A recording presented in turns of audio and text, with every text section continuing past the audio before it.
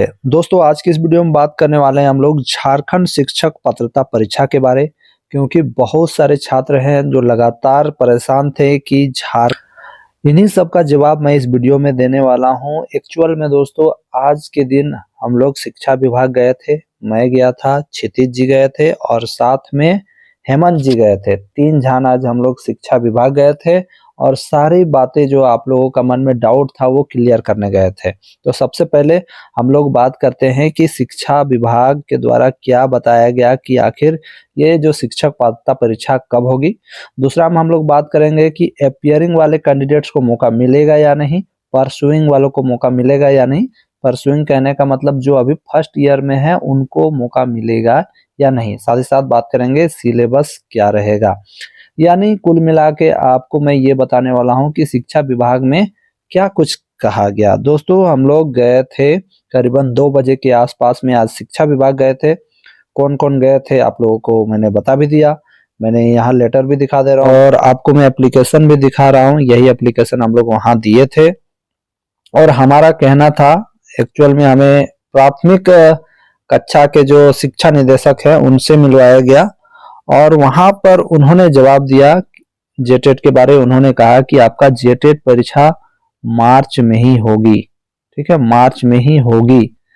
तब हम लोगों ने वहां पर कहा दोस्तों कि मार्च में होगी तो अभी तक फॉर्म नहीं भरवाया गया है और फॉर्म भराने के बाद करीबन कम से कम 3 महीना चाहिए एग्जाम के लिए, एग्जाम की तैयारी के लिए 3 महीना चाहिए। तो आप लोग अभी तक फॉर्म नहीं भराए तो एग्जाम कब होगा। उन्होंने कहा अभी हमारे पास 4 महीना टाइम है, आपको मार्च में एग्जाम लिखना है, आप मार्च के लिए तैयारी करके रहो। और अगर आप लोग 3 महीना और मांगोगे कि 3 महीना हम लोगों को पढ़ने का टाइम दीजिए तो फिर हम लोग और 6 महीना बढ़ा देंगे। हम लोग शिक्षा विभाग, हम लोग हाईकोर्ट में कहेंगे कि हमें और 6 महीना का टाइम दीजिए, बच्चे लोगों को पढ़ना है तो 6 महीना का और टाइम हमें मिल जाएगा। उनका ये कहना था। तो कुल मिला के उनका कहना था कि आप पढ़ाई करो, आपका एग्जाम मार्च में ही होगा। तो फिर हम लोगों ने कहा सर काम कहाँ तक आपका हुआ है।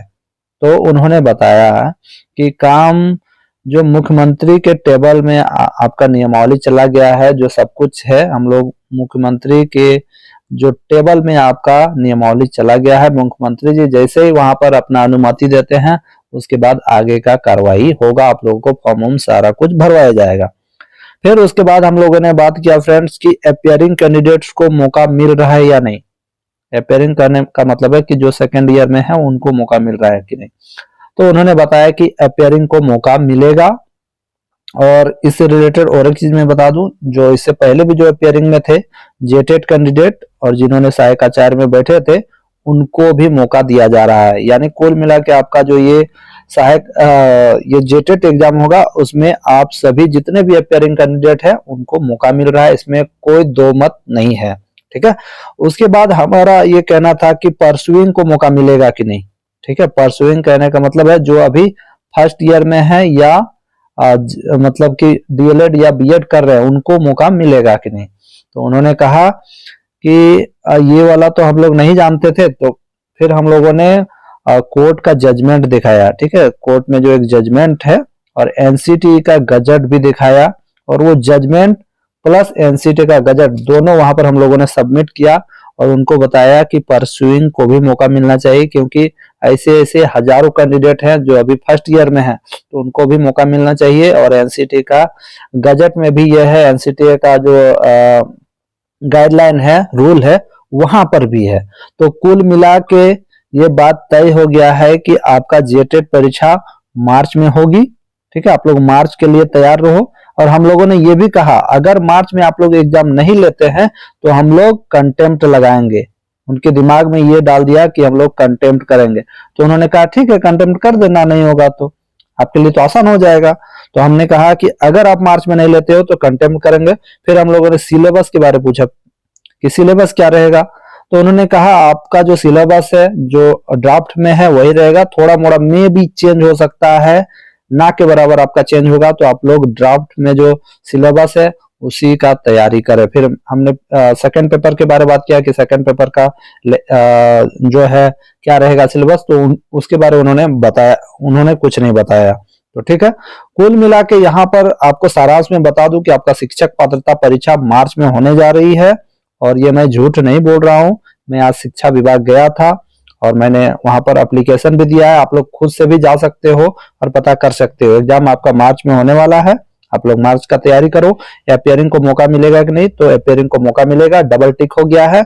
और परसुइंग का में उन्होंने कहा है कि हम लोग इसको भी नियमावली में शामिल कर देंगे। आपने बताया, अच्छा किया, ठीक है, क्योंकि हमने जजमेंट भी वहां पर दिया, जजमेंट कॉपी भी सौंपा, साथ ही साथ आपका जो एनसीटी का जो गाइडलाइन है उसको भी सौंपा है। और फिर से बीच में कभी मौका मिलेगा तो फिर से जाएंगे, यानी आपको मौका मिलना तय है। कहने का मतलब है जो 2025-27 में जो एडमिशन लिए हैं उनको भी मौका मिलना तय है। इसलिए आपसे अनुरोध है कि आप लोग हमारे टेलीग्राम ग्रुप, जिसमें टोटल 1500 से ज्यादा लोग जुड़ चुके हैं, डेली क्यूज वहां पर दिया जा रहा है, तो उसमें आप लोग अवश्य जुड़ जाएं। और आपको नोट्स की भी दरकार होगी तो मैं आप लोगों को नोट्स भी दे दूंगा, ठीक है। तो आप लोग तैयारी करते रहे। आप लोगों का जो मन में इतना दिन से जो टेंशन था वो मैंने दूर कर दिया। फिर भी यदि आपको विश्वास नहीं हो रहा होगा तो आप लोग जाइए, शिक्षा विभाग जाइए और शिक्षा विभाग में जाके खुद से पता कीजिए, आपको पता चल जाएगा। तो आप लोगों से विनती है कि आप लोग जेटेट का अगर तैयारी कर रहे हैं तो अच्छा से करें, और कोई भी मन में डाउट है तो नीचे अवश्य कमेंट कर दें और इस वीडियो को अधिक से अधिक लोगों तक पहुंचा दें, ताकि जितने भी छात्र परेशान हैं उनका जो है माइंड हल्का हो सके कि बहुत जल्द आपका फॉर्म भरने का डेट आएगा। टेंशन मत लीजिए, मुख्यमंत्री के टेबल पे नियमावली जा चुका है और आपको बहुत जल्द जेटेट लिखने का मौका मिलेगा। और अगर नहीं ऐसा करती है शिक्षा विभाग तो हम लोग 1 अप्रैल को कंटेम्प्ट ऑफ कोर्ट करने वाले हैं। इस बात में भी आप लोग ध्यान दीजिएगा। तो कुल मिला के आप लोग मार्च तक आप लोग तैयार होके रहे। बस इतना ही कहूंगा, और कुछ प्रश्न है तो नीचे कमेंट कीजिएगा। धन्यवाद मित्रों। जोहार झारखंड।